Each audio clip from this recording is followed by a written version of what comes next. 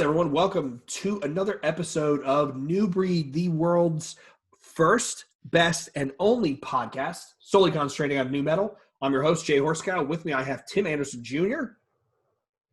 What's up? All right, Tim, here we go. So, this episode, our topic, our agenda is going to be hidden gems. So, what I'd like to do, Tim, we'll do a round robin. Let's talk about bands that maybe didn't get the attention that you think they deserve, bands that were really either talented or really had something going for themselves that for whatever reason it never, I guess they got lost in the sauce of the new metal world. Bands where you thought they probably should have been bigger, you saw them live and you were like, holy shit, and they didn't. Well, let's just go back and forth about some of these ideas around, because with new metal coming back into vogue and it being a big influence in a lot of the stuff we hear in the metal and hardcore world, maybe we can get some young kids to go out and check out some of these weirder off the cuff bands. You know, I got some funky shit on my list. I know you probably do too. So I'll let you go first, Tim. What's the first band that you think, to you, it's a hidden gem? Dry Kill Logic I've written down first. I had that one on my list. Okay, go. Oh yeah, that's right. Go in on that one. They're one of them bands that like I heard like late, and then I was like, you know what? Like this, it's kind of new metal, but it's kind of metalcore too. And I think it like hit both realms like perfectly, especially like what the hell is that record called? The first one, The Dead and the Dreaming. That record. Okay. That's where I heard them first, and I was like, man, this is really good. Like the new metal riffs are in there, but like it still had the metalcore break parts. And I was like, I could see these guys as being labeled metalcore, but they're definitely my first hidden gem I think of. I came across their first album. It was Darker Side of Nonsense. Yeah. At Best Buy, and it was on an ed cap. It was also the Roadrunner stuff. And you know, back then you could say, "Oh, well, I like the label. Let me give it a shot." You know, I don't know how often you could do that these days.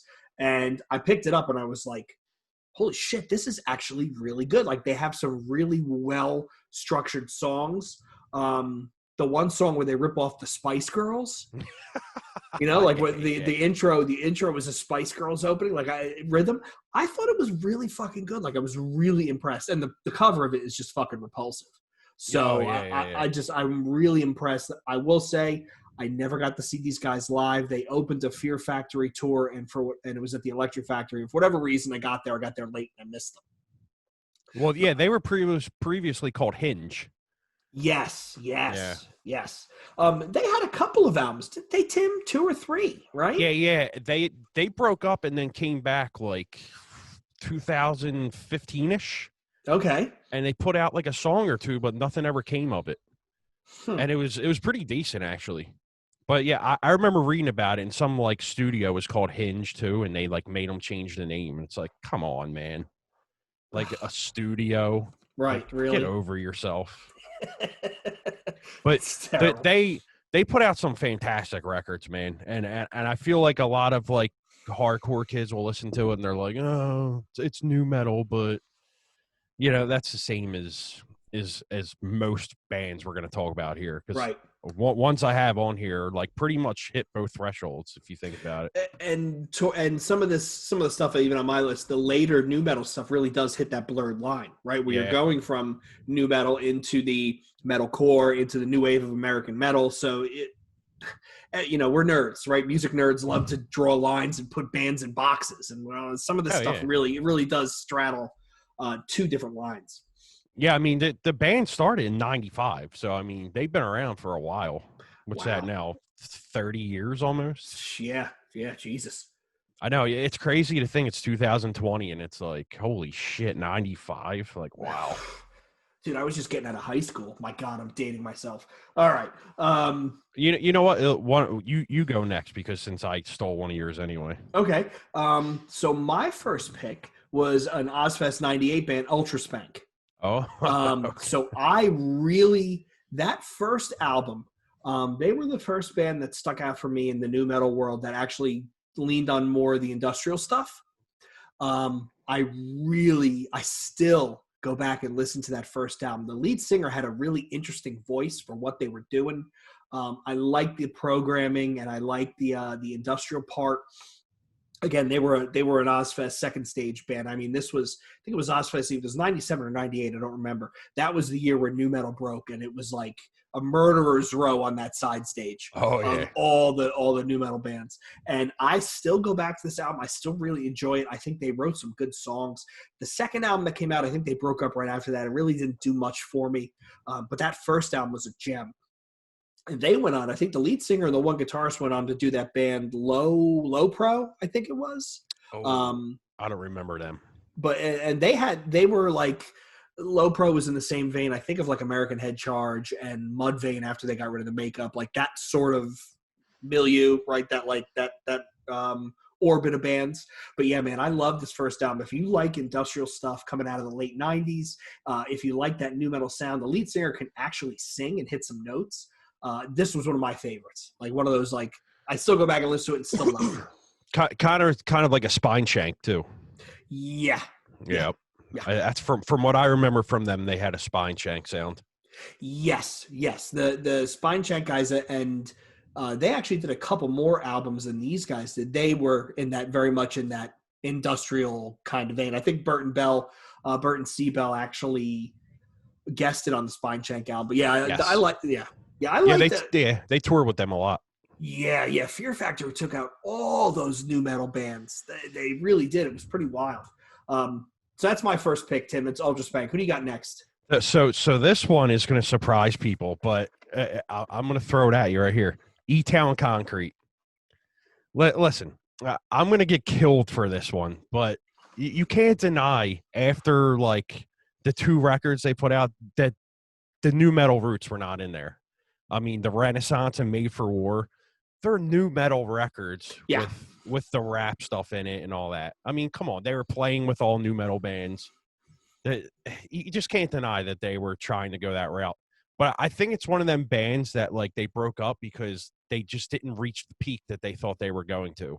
And that's why they changed their sound, because they thought, hey, we can probably do something with this if we add this into the sound. You know what I mean? Yeah. And they were, we're both Delaware Valley guys. They were big. They were big in the PA, Jersey, New York area. They did some touring. They drew some crowds. I just don't. I think you're right. I think they never, for whatever reason, they never got to where they probably should have. And I know now, like Ant Money is like he's some like manager of all these hip hop guys. He is, and he was just on TV with something.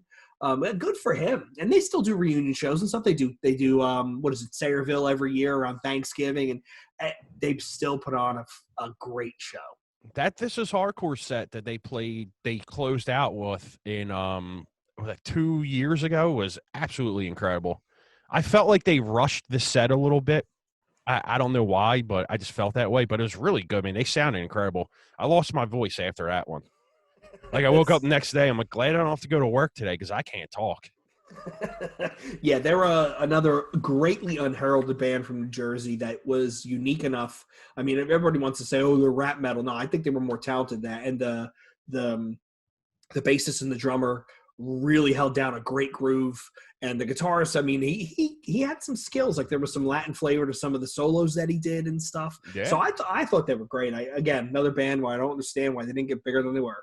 Yeah, and the one guitar player went to a band. I'm going to, like, my next band I have on the list, he's actually in that band now. So, I mean, but, a lot of people are going to be like, oh, it's a hardcore band. Okay, I understand. Okay. But I could argue that, maybe, no. No, like, they were putting out the nu metal flavor. Like, stop denying it. Mm-hmm, it's just that's just who they were. I mean, I would love to ask Ant that, but he's impossible to get on a podcast. So, speaking of that, did you hear the interview he did with was it Doc Coyle? Yeah. And the only reason that worked because Doc was out in California, right? So it makes sense that Ant's out there and he's out there. But yeah, you're right. Yeah, it's that was an interesting listen. That's pretty fucking wild. Yeah, I think Jamie had him on too. Probably hard. Yeah. That's terrible. Okay, so for my second pick, now I'm not so sure this band should have been huge, but they were unique enough that they should have gotten a second look. And my second pick is the band Dub War. Oh, so if you remember them, they were on Earache. The lead singer was Benji Webb. He went on to do, I think, Mental Something, Skindred. Yep. Yes. Skindred. Dub War, they played almost like a reggae infused type of hardcore new metal. And they played with an upright bass, which to me, as soon as I see an upright bass, I'm sold, because they're going to get that the jazzy tone. It's going to be thick too. Yeah. But they were, I remember getting into them. I found some earache sampler they were on, so I picked that up. And then I picked up the album. What was it? Was it Ugly? What was it called? No, Pain. Pain was the name of the album, 95. And they had a couple good tracks on that. I think it was Strike It and Gore It, and I think there was a third that they released as a single. But I really thought they were unique and they were different. And they only did, I think, a couple of albums. I think they were done by like 98. And then they released like a bunch of like EPs and collections. But they were really good. And I actually saw them in New York at Tramps, one of the better venues in New York, opening for Fishbone. And another band, which I'm going to get to, which is also on this same list. And they were a really fun live band. Like, they were really enjoyable. And I think they were one of the cool things about nu metal, Tim, I think you would agree, is there was no rules, right? We had bands with DJs. We had bands doing rapping. We had bands, I'm going to talk about, my next band has fucking horns, right? You can do industrial. There was all that crazy fun stuff. And these guys brought in that really funky reggae infused stuff. And it just never caught on. I think the only rules back then were you had to have a chain wallet and like baggy pants. Yes, Jenkos or kickwears. Yep. And parachute pants. the caffeine. I think I still got a pair of those upstairs. I still got a pair somewhere, and now that I'm bigger, they probably fit. Yeah, you should wear one for an episode. It's hilarious. I gotta find those. All right, Tim. What was your next pick? So my next pick is another Jersey band, 40 Below Summer. I have heard of them. I don't think I've ever heard them. Dude, one of the best. If I have to go top 10 nu metal bands, I would put them in there. Like I said, out of Jersey, one of the most consistent bands that no one ever talks about. They have like 6 albums, which are all good. Like, they dating back to like 90 something, but they broke up for a while and then they got back for a new record. I didn't even know came out, which is weird. Like, I just got Apple Music. And I'm like, oh, shit, like, they put out a new record, and it said on there that guitarist, what's his name, from E-Town Concrete joined them. Oh, no shit. Oh, so that just solidifies right there that E-Town likes nu metal because one of the guitar players is in a nu metal band now. Yeah, I mean. They were one of the bands that toes the metalcore line also. Like, they have the break parts. Okay. They also have a lot of good groove. The singer is, like you said, with Ultra Spank, is really talented, man. Like, he can sing, he can scream really good. I think you would actually really, really like that band. Okay. And I got to send you that in Motigrator again. But yeah, they're just nobody talks about them, and I feel like there's I can't even think what I was about to say. I feel like a lot of bands just don't get talked about because of who they are. It's kind of like the thing that happens now in 2020. Like, if you don't know somebody, they just get like, all right, fuck this guy. You know what I mean? Yeah. I feel like that's one of them bands. But they're definitely amazing to me, and I'm glad that I came on them late, but I'm glad I did. So, okay, I got to check them out then. Yeah, definitely do. Like, the singer has like the dreads, and they do all them stage moves, and well, they used to. I know that, but they're the typical nu metal band: the baggy clothes, the hair. Okay. They do like the corn stage things where everyone's jumping at the same like like syncopated shit. You know what I'm saying? Mm-hmm. Yeah. Like Chimera used to do. You ever see Chimera and they're all headbanging at the same time? Yep. Meshuggah does it all the time, which is one of the cooler things. Like, and the lead singer's got his jaw sticking out. Yeah, exactly. I guess you're next, right? Yeah. So my next pick, again, here I am talking about how nu metal, everything goes, right? There was nothing that was outside the realm of possibilities. My next pick of a band that I thought was really, really unique, and another album I still listen to, Puya. Oh, yeah, okay. So this was if you're not familiar, they do some sort of like progressive metal, salsa, nu metal, right? Like, they had horns and stuff. That their first American album was Fundamental. Yep. And the first like 4 or 5 songs in a row are just straight bangers, right? And this is a band that's fun. They jump around. They put on a good show. Again, another band that opened for Fear Factor. I think it was the Snowcore tour with Mr. Bungle and Incubus. Just a really unique, fun, and you can tell by my taste, right? Like I like the stuff that's a little weird, like a little left to center. They were a really unique, fun band. How much of were they out before El Nino? So the album, I think they're originally from Puerto Rico. So their first album was 95. Okay, so yeah. Fundamental was it 99? Yeah, Fundamental was 99. And then the one after that, Union, I never got into. I never got anything after that. Union, I think I checked it out and I didn't really dig it. But Fundamental was great. Like it's still a great listen. If you like horns and you like they do a little bit of like the flamenco rhythms. I thought it was awesome. Yeah, maybe they pulled a little bit from the El Nino with them drums and all that kind of stuff too, because they were doing the same kind of shit. Well, it's like we talked about it. Like I think we talked about it in one of the last episodes. Like Slipknot and Mushroom Head. How all of a sudden in the zeitgeist, everybody starts wearing masks. Right? You have Mudvayne, Slipknot. Yeah. So everybody always wants to say you bit your style of somebody else. I really think that's fair. I think it's just the way the news sphere works. The vibe gets out there, and everybody, just a couple of people that hear it and grab it. Absolutely. Okay. It's one of them genres that people seen what was going good, and then they just incorporated it. You know. Yep. And nobody said anything. Like, you're ripping that. Okay, whatever. Let's see if it works. Hey, if we can make cash, let's do it. All right, Tim. What's your next pick? I don't actually enjoy this band, but you have to put this in there. Drowning Pool. I think the death of the singer cursed that band. From as soon as that happened, I think they were cursed, because how many times did you hear Bodies on the radio in a day? Yeah, like 3,000 times. Yeah. Didn't somebody in WWE use that as entry music or something? I remember it playing in wrestling. I think someone in every entertainment genre used that song. Yeah, it's like, Probably. Like I said, personally, I didn't like them, but the popularity was there for them. And I think if that dude didn't pass away, that they would have been probably Disturbed big. Just off of that one song. Yeah, probably. I think I was at the Ozfest that they were on. Yep. I think. Which one was that? We'll talk about that. We'll talk about that soon. Yeah, I have it written down for the one, but it's crazy too, because like I don't remember why he paid. I think it wasn't drugs. I think it was like a brain aneurysm. No. It was heart disease. He had fattening of the heart. Yeah, he was. He didn't know it. Yeah, he was like, wasn't he drinking or something? And they found him on the bus or something. Yep, I think on the bus. Yeah. Yeah.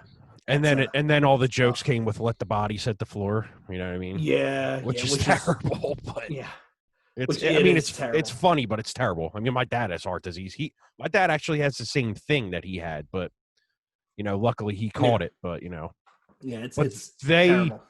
Like the record that he was on was huge, like 500,000 copies probably. But then once he died, you could just.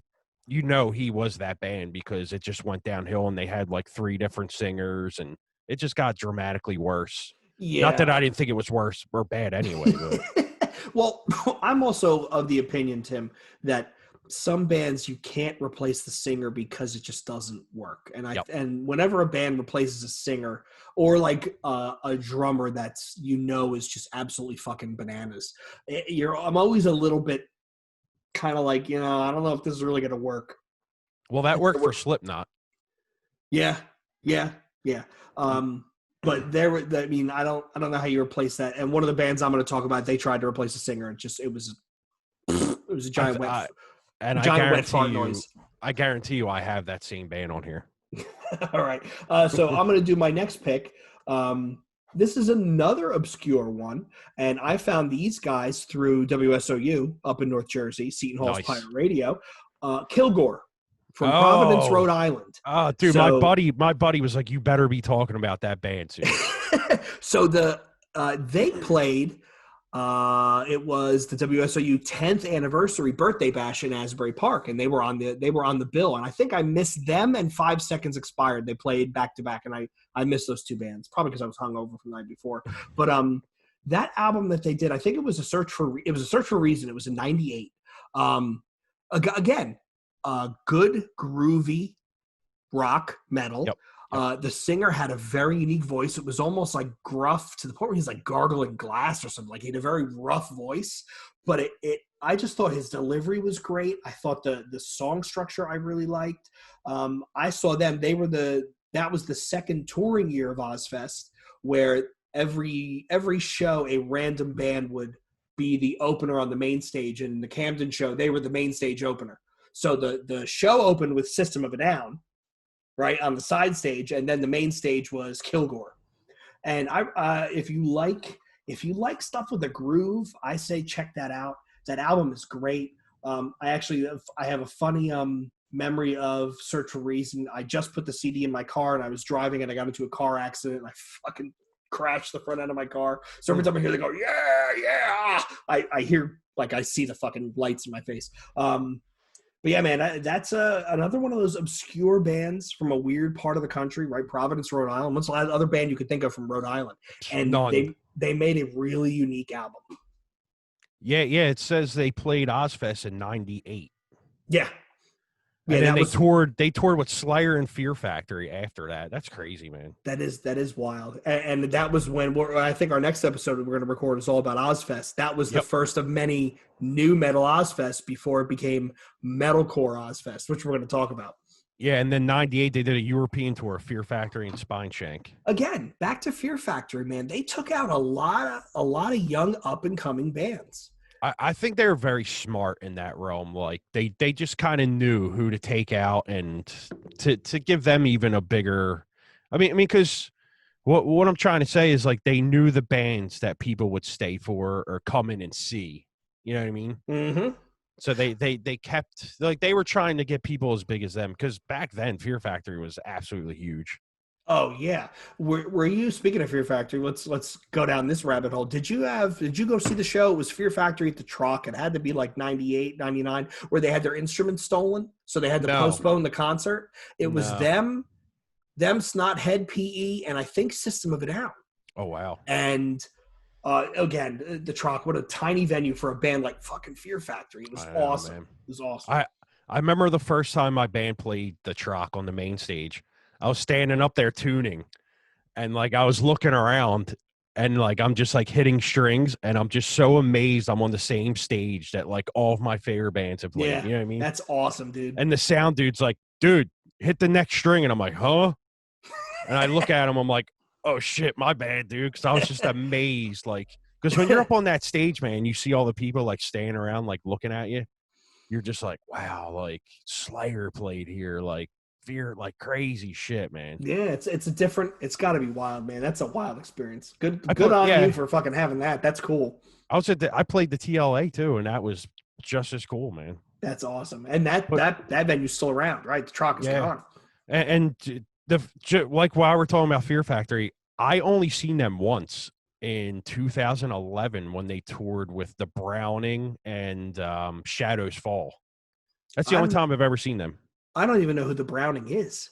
They were some old metalcore band on Century Media, and the singer. The funny part is we were standing by like the backstage part, and my girlfriend knows like a bunch of people in the scene. Like she's friends with like the Metal Twins, you know, the one that goes out, the Slipknot dude, or whatever they're called. She's like friends with all them people, and she called her that night, and she's like, "Oh yeah, I'm gonna hit up Dino, and they're gonna bring you back." And we were going backstage, and the dude from the Browning was trying to hit on my girlfriend. It was the funniest thing ever, dude. I just looked at him. I was like, the fuck out of here, dude. You fucking kidding me? Really?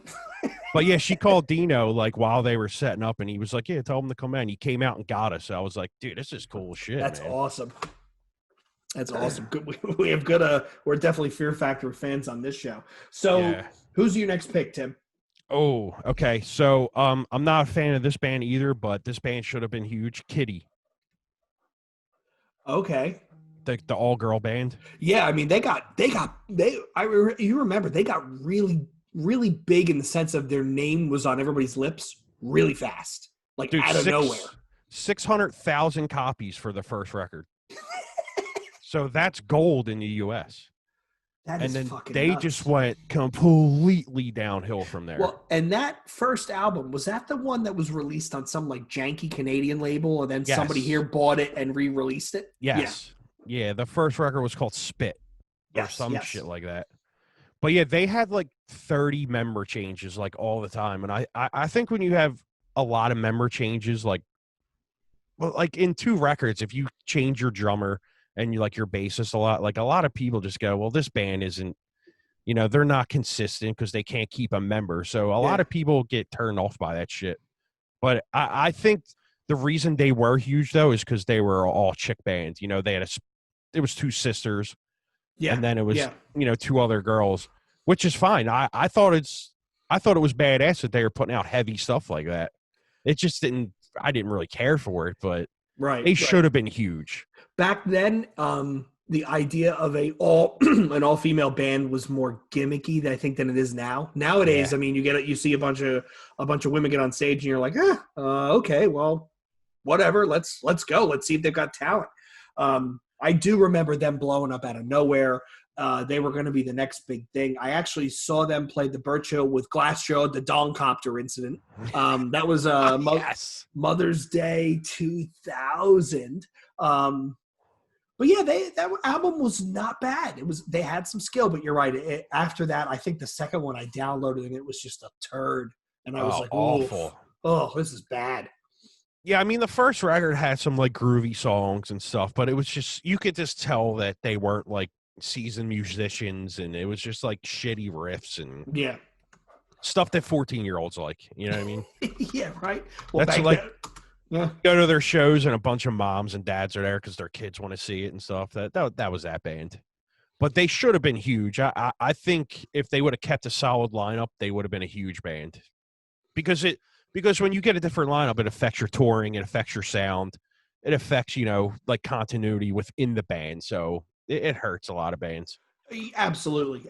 And then, like you said, the fans on the outside are like, well, what the hell's going on? They're it's like a rotating, it's like a rotating cast of characters. There's no consistency. One of the few bands, slightly off topic, one of the few bands I've seen have a rotating list of members and still be able to do well. Funnily enough, the Black Dahlia Murder. Yeah, yep. Because it's been Brian and Trevor since the beginning, and they'll get a new bassist, they'll get a new drummer, get a new lead guitarist, but they still put out good music. That new album, I gotta say, there's about, I think it's 10 songs, and there's, I think, 8 good ones. Talking about Verminous? Yeah. I know we're getting away from new metal, but the second half, there's one song where it just goes right off a fucking cliff, and I'm like, this was like, we gotta write this one last. But again, they're so much fun live, and they have enough good albums and good songs that they can fill a set. But see, the difference with a band like Black Dahlia is they have, when they replace a musician, especially their drummers, they're really good though. In bands like Kittie, it was just like more shitty songwriting and like shitty generic riffs. That's the huge thing there. When you get a member who brings it to the table, it's a whole different scene. You know what I mean? Right. You're absolutely right. If you're just swapping out like talent, it's not going to get anywhere. Exactly. Because the songwriting doesn't evolve. Exactly. You're just making the same. I mean, you're AC/DC. You're making the same album 16 times. Yes. Which, God bless them, they made a career off it. Or on Cannibal Corpse, right? They joke about how they made the same album like 12 times, but I don't care, man. They still put out good music. Exactly. So my next pick, you actually started talking about with an earlier pick. My next pick was Spineshank. Yep. It's funny. That's the next one on my list. I mean, Roadrunner. We could do. What we should probably do, Tim? We should probably do a Roadrunner deep dive. Yes. Because I mean, you could start with like Beneath the Remains and go through, and you could see where the metal comes up and goes down, and the new metal comes up and goes down, and then Slipknot and that sort of stuff goes up and comes down. And I don't even know what they're doing now. Now it's what? Well, now is Turnstile on Roadrunner now? Yep. Turnstile. Code Orange, Higher Power, Vane. Vane will be on there soon, I'm sure. Inevitably. And then that fucking terrible Angel Dust album. But whatever, let's get back to new metal. No. Let's talk about how bad that Angel Dust record is real quick. It's the Lemonheads. Yeah, you know what? People listening, I know it's a new metal branch podcast, but me and Jay listen to everything, so you're gonna hear that kind of stuff in here. That Angel Dust record is absolutely terrible. I'm sorry, it's just not good. I mean, look, Rob Zombie said it in an interview where he said somebody was complaining about like his next album or an album that he did, and he said, sometimes your fans really don't know what they want. You got to bring them along for the ride, and if they don't like it now, they might look back in a year or two and realize it was brilliant. I think the Angel Dust guys tried to do something completely different, but it just totally lost me. I thought the last album, what was it, Rock the Fuck On Forever or something like that? Yep. I thought that was great. It was an old school hardcore album. This one was like, it was a Lemonheads. Like I kept waiting for Evan Dando to come out. It's like, this is fucking terrible. Yes. It's terrible. But so back to new metal, Spineshank, right? Obvious Fear Factory influences, obvious industrial influences. I thought that first album was, you want to talk about a stereotype of new metal, but still being talented. That's Strictly Diesel to me. Yeah, because and the electronics and everything. Yes. It was stereotypical, but it was enjoyable. And again, I saw them once live. They were a lot of fun. Even the second album that came out afterwards, they got a bunch of singles and they got plays on MTV too. I think it was The Height of Callousness. Yep. I really enjoyed that too. And at this point, I was getting out of new metal and my tastes were getting really heavy, but still enjoyable band. It's just they never got too big. They had lineup changes, then they went on hiatus. I think they got back together and then they disbanded again. It's like, I sort of want to tell these bands, look, if you break up, give it a decade and then see if you still got the feelings. Like Tim, I think we all know that Dillinger Escape Plan will eventually come back together in some form, right? Absolutely. It's not a question of if, it's a question of when. But if you're going to walk away, yeah. Well, they did walk away, and then they did come back, and they tried putting out a new record, or they did put out a new record. It was Anger, Denial, Acceptance, right? I think so. Yeah. And it was pretty good. But then they went on, and the singer, what's his name? Something Santos or something? Johnny Santos, I think it is. Yeah. He started a band called Silent Civilian, which was really fucking heavy. Like they're two, they're another two. I gotta send you so much music, man. So the singer and another member went on and did Silent Civilian. They came out on Media Scare, I think it was. Oh, okay. And it's like really, really heavy, tight metalcore stuff. But back to Spineshank, I think that second record is their best one. And Fear Factory like grabbed onto that band too, like huge. Like they were taking them out all the time. Dino was on tracks. You had Burton on tracks. Like huge, really good band. I would agree with you. It was their best, probably their best album, because the first one was very, very new metal derivative. I love it, but it's new metal derivative. The second one is where they kind of cut their teeth and they went out in their own direction. Yep. And I liked it. I thought it was really good. Really enjoyable. I think that record sold 540,000 copies. Jesus, that's actually not bad. That's gold, man. For a new metal album. Holy shit. Dude. And that's the thing people don't realize. Like, these bands were huge, man. Like, they sold so many records, and it's just, it's new metal, so it sucks. But it's like, well, obviously 540,000 people were listening to it. So. And remember, this is almost the high water mark of CDs, right? This is the late 90s, early aughts, right? Yep. This is right before Steve Jobs shows up and fucking butt fucks the entire industry. Yes. But before Lars came out and fucked everybody too. Yeah. Lars, I mean, do you ever think Lars sits back and says, that really wasn't worth it? Because out of Napster came Kazaa and LimeWire. Out of Kazaa and LimeWire came SoulSeek, BitTorrent, and BitTorrent is never going anywhere because it is the most efficient way to distribute large files quickly. Dude, IRC. Yeah. Remember that shit? You would have to chat someone to get a file. Yeah, man. Yeah, I remember that stuff. But yeah, Spineshank, big fan. If you like the industrial stuff, I definitely suggest checking it out. Yeah. They do it perfectly. It's really tight, and the singer has got a good song. It's got a good voice. I mean, so it hits everything you would like. What's your next pick, Tim? What do you got? My next pick is Spineshank. No, I'm going to steal yours. Here's Snot. Ah, you bastard! I told you I was going to steal one. Here's another band. If Lynn didn't die, they would have been absolutely monsters. Fucking massive. Dude, what's that one song called? Something Lie or something? I Just Lie. I Just Lie. Dude, that song is so fucking good. Yeah. Yep. That record is so good, man. Oh, it's fantastic. And again, nu metal, anything goes. They had a little bit of funk with their sound. You look at hardcore and roots in there, definitely. Absolutely. And then you look at what the members of the band went on to do. I mean, the one guitarist, Sonny Mayo, went on to play for Amen. He played for I think he played for Ugly Kid Joe for a while. He played for a couple different bands. The bassist played for Low Pro with the Ultra Spank guys. The other guitarist, Mikey Doling, was in Snot for a long time. It's just they had so much talent. They were a band. They opened for. I saw them with Dub War opening for Fishbone, and Lynn Straight was an amazing frontman. He was electric, and you couldn't help but pay attention to him. And funnily enough, Tim, if I go back through my ticket stubs, I think they're the band I have seen the most in concert. Oh wow! Oh, I love that album. The live album. Good. I still listen to it. And the last song that they recorded, Ross Robinson, funnily enough, produced it, was on that Strangeland soundtrack, Absent. And if you listen to that song, I was just listening to it today because I knew we were recording this podcast.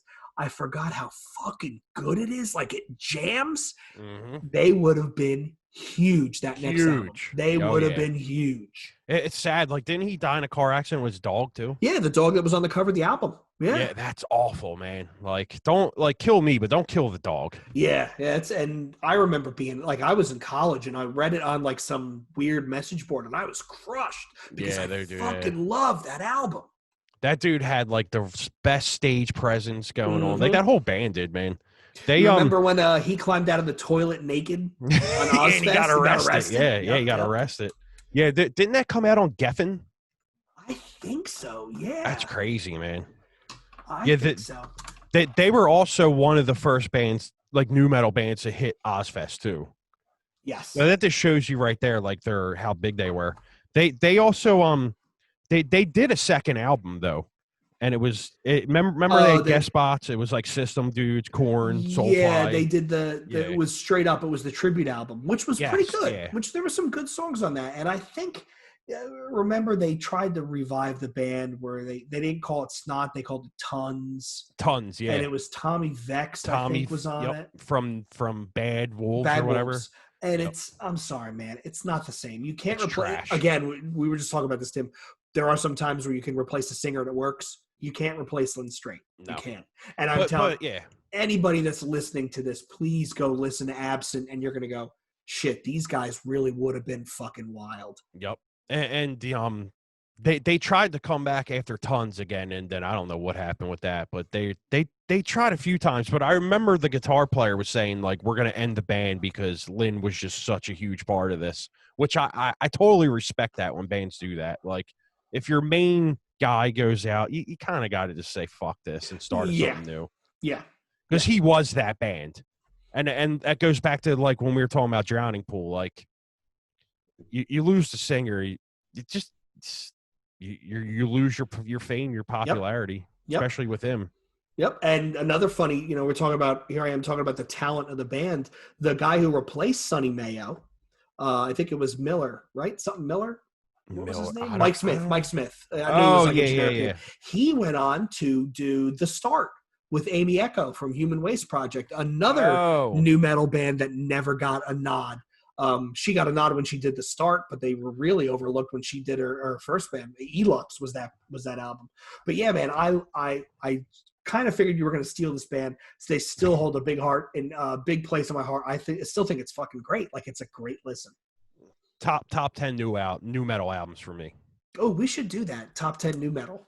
Top 10 new metal albums. That's in there, man. That's an incredible record. It's funny. Adam gave me his copy of that, and when he did, I was like, "Are you sure, dude?" And he was like, "I don't listen to this shit anymore." Like, because Adam too cool over here. And I was like, "Dude, I'll take it." Like, I don't have a copy of that, but now I do. So cool, man. And he gave me that first Slipknot record that has Purity on it, which I already had a copy of. Yeah. But I'm like, you're really gonna give this up because you don't like nu metal? And he's like, yeah, okay, cool. Hey, dude, whatever, do your thing. I had that first Slipknot album with Purity on it, and then all my CDs were stolen out of my car, and I lived in a shitty college town, and there was a lot of like hoodlums that were around there, and I'm like, these motherfuckers stole 40 CDs out of my car. They're gonna put in Converge and be like, what is this? And the saddest day is gonna start. You're gonna have people like throwing stereos out the window, like get this shit off, get the shit off. That's terrible. Awesome. But yeah, man, Snot, still a big fan. Still a big fan. You know what I did one night? I was getting gas, and I had to go in my back seat of my truck, and I had like this big CD book back there, and for some reason, I'll admit, I was kind of ripped when I was driving home, and I took the CD book out to like grab something, and then like 2 days later, I went to grab it. I was like, oh no, I never put it back in my truck. Like a huge CD book. Where did you put it? I just left it at the gas station. It was one of them gas stations that like you can get gas like after hours. And I went back there. I was like, hey, man, did you find a CD book? And he's like, no. And I'm like, oh, my God. Like, so I have a bunch of CD cases that have no CDs in them because they were all in there. Like, and you know what the crazy part was? A lot, like 3/4 of my Deftones records are all just cases because they were all in there. Yep. I had to sit there and I'm like, okay, what did I have in the book? I had Slipknot, I had Converge, I had DMX, I had The Cure, I had this, I had this. And then I had to I probably still have a list around here where I actually went and rebought a bunch of it back when, you had to have CDs. I got to buy all the Deftones again. Yep. I've been buying all the vinyl of it. So I said, fuck it. Yeah, well, it sounds better anyway. Exactly. My list is depleted, Tim. Who else do you got? I have one more. Okay. This band, I don't really know if they're considered new metal, but they were on Family Value. I want to see if you can guess. They were on Family Values. I forget what label they were on, but they were a huge band. They had a lot of the music was electronic based.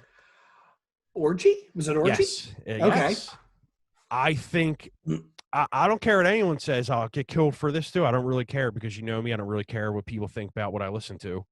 But Orgy is still one of the best bands ever. That first record is so goddamn good.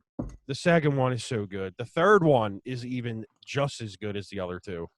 That band got a huge, huge dislike because I guess people thought the dude was like gay or something. But who gives a shit? Like, I don't really care his sexual preference. They were a great band. Great. Jay has a great voice, man. Jay Gordon.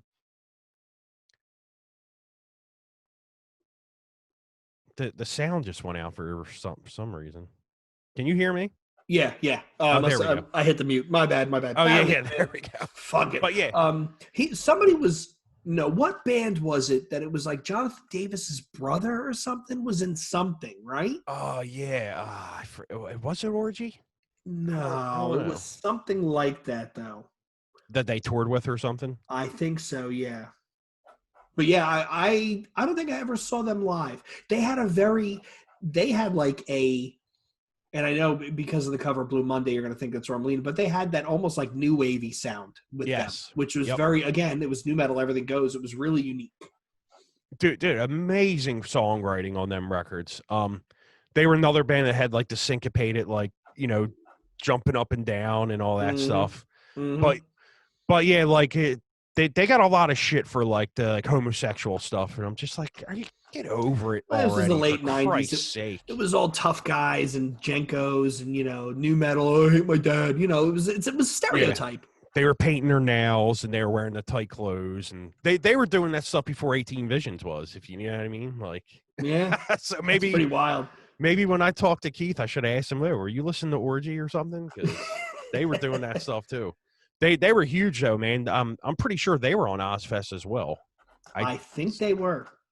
Yeah, they actually just put an EP out not too long ago. That's pretty good. And then members of that band went into a band called Julian K, who they were like boys with Linkin Park and stuff. There might even be a member from Linkin Park in that band.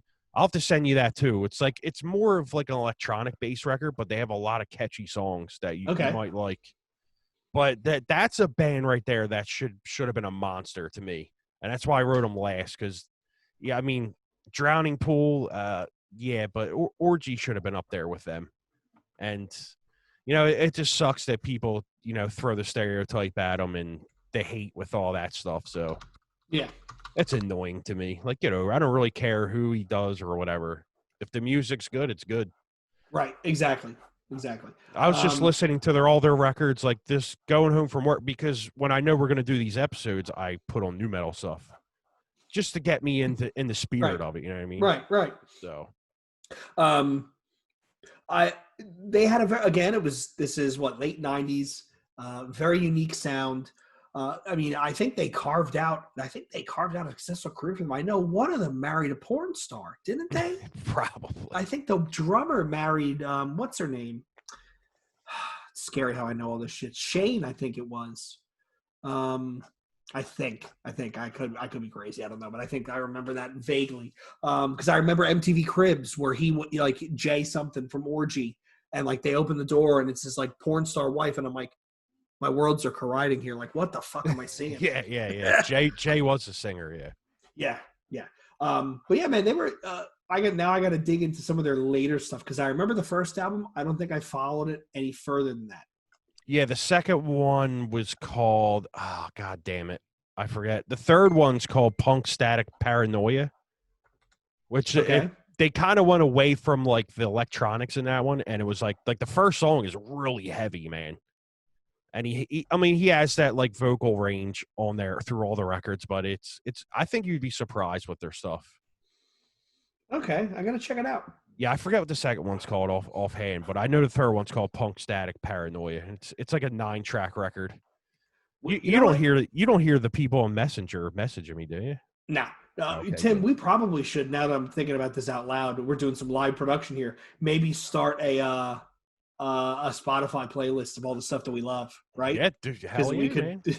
It'd be like 900 songs, and it'd be like every new metal song made from like 95 all the way through to 2004. Definitely, dude. You know what I love about doing this podcast so far is like I have a little bit of notes written down just so I'm like familiar with a couple things, but it's very nerve-wracking to like go on this without any like what's the word, like, because what Illustrate, like I have pages and notes in front of me so I know what I'm talking about, but we're just going at this like pretty much raw if you think about it, and it's very cool, man.